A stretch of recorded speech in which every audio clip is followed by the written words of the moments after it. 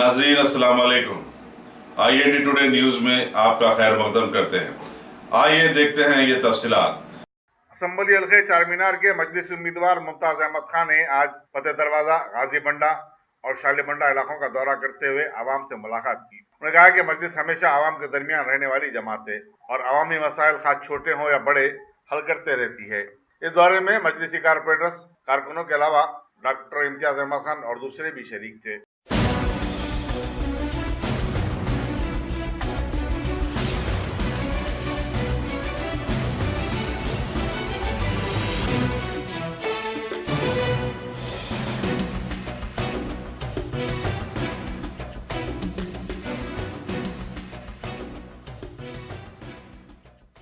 अगर आपने हमारे चैनल को सब्सक्राइब नहीं किया है तो आपको यहाँ सब्सक्राइब बटन दिख रहा है, उसे क्लिक करिए और सब्सक्राइब कीजिए और साथ ही साथ बेल आइकॉन को भी क्लिक करिएगा जिससे कि आपको ताज़ा अपडेट मिलते रहें।